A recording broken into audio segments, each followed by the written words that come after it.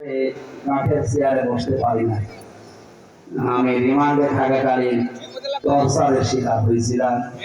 ওরা মানে এমন এমন জায়গায় কি করনা দিলে ইবাদাতি ওয়াল জান ওয়া খাসসানা বিত-তাকরীম বাইনাল হায়াওয়ান ওয়া নাশহাদু আন লা ইলাহা ইল্লাল্লাহু ওয়াহদাহু লা শারীকা লাহু শাহাদাতান মুসিদাতান ইলাল জিনান ওয়া নাশহাদু আন্না মুহাম্মাদান আবদুহু ওয়া রাসূলুহু লিয়ুযহিরাহু আলাল আদিয়ান সাল্লাল্লাহু আলাইহি ওয়া আলা আলিহি ওয়া আসহাবিহিল কিরাম মিনাশ শাইতানির রাজীম বিসমিল্লাহির রহমানির রহিম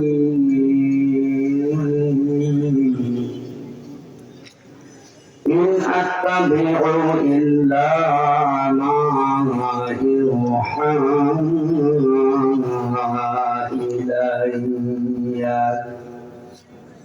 قل هل يستوي الأعمى والبصير أفلا تتفكر وسلم القدس من دان نفسه وعمل لما بعد الموت والعاجز من اتبع نفسه هواها وتمنى على الله رواه الترمذي وما زادهم إلا إيمانا وتسليما اللهم صل على محمد এলাকার বাসিন্দা কুমিল্লার কৃতি সন্তান ইসলামিক চিন্তাবিদ শিক্ষাবিদ হাজারো আলেমের উস্তাদ শ্রদ্ধাভাজন বড় ভাই মুহাদ্দিস মাওলানা ডাক্তার মুফতি আবুল কালাম আজাদ বাশা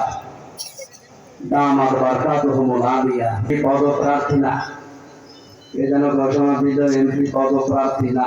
বাংলাদেশে জামাত ইসলামী থেকে যে 300 জনের নাম এসেছে একটাও পদপ্রার্থী না, সব নমিনি।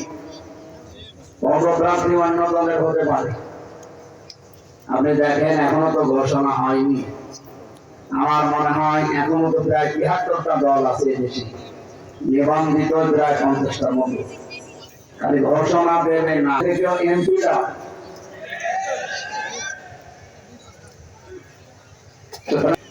হাদা বায়ানুল লিন্নাস, মানুষ কত পাচ্ছে যারা বিবেচিত তাদের জন্য এখানে বর্ণনা করা আছে।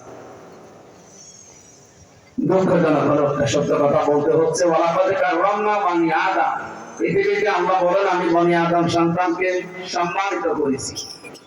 কিন্তু এই সম্মানিত সৃষ্টির সম্মান নিয়ে সবচাইতে বেশি সিনেমিনি করা হয়েছে এই 15.5 বছর।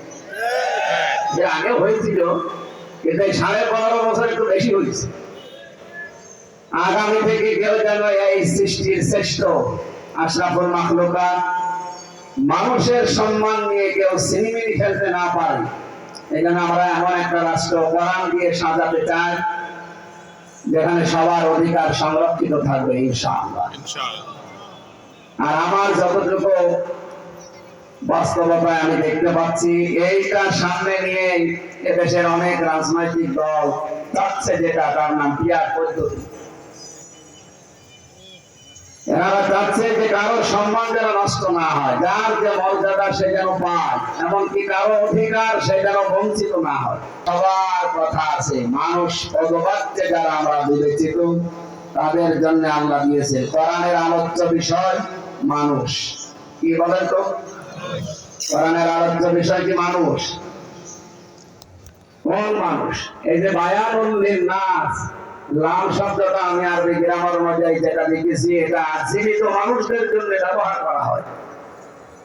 এই যে বায়ান, এই যে বক্তব্য কোরআনে আমি আল্লাহ দিলাম, এটা মরা মানুষের জন্য না, এটা জীবিত মানুষের জন্য। কিন্তু আফসোস, আমাদের জীবিত মানুষদের সামনে কোরআন ব্যাখ্যা করা, কোরআন শোনানো, বোঝানো আমাদের এই দেশে বড় কঠিন হয়ে পড়েছিল এবং এখনো অনেকের জায়গায় কঠিন হয়ে পড়েছে। যারা জীবিত মানুষদেরকে কোরআন শোনাতে দিতে চান না, হ্যাঁ, কারি সাহেবের মতো কানে হাত দিয়ে তেলাওয়াত করলে শুনতে চায়, কিন্তু ওই তেলাওয়াত কিন্তু আয়াতগুলো যদি ব্যাখ্যা করা হয়, তাহলে সাউফা ইউতিকা রাব্বুকা ফাতারদা, এ নবী অতি শীঘ্রই আপনাকে আমি এমন কিছু দেব যে আপনি খুশি না হয়ে পারবেন না। কি কি দেবেন আল্লাহ, ওখানে যতগুলো কথা তাফসীরে আছে, ওইটা বাংলার যে অর্থগুলো আমরা পেয়েছি ওটাকে শুদ্ধ করে পড়া লাগবে, আপনাকে বোঝা লাগবে বিষয়টা, নিজে ওর উপরে বাস্তবে আমল করা লাগবে, কাজ করা লাগবে, দেওয়া লাগবে। এইটার নাম তেলাওয়াত। হাক্কা তিলাওয়াতির ব্যাখ্যায় এইটাই লেখা আছে ফিজিলাল কোরআনে। সাইয়্যিদ কুতুব রাহমাতুল্লাহ আলাইহি বলেন, কেউ যদি হাক্কা তিলাওয়াতি এর হক আদায় করতে চায়, এই চারটা বিষয় মাস্ট বি তাকে মানা লাগবে, শুদ্ধ করে পড়া লাগবে। আমি এখান থেকে যদিও কথাটা বলা ঠিক না, তারপরেও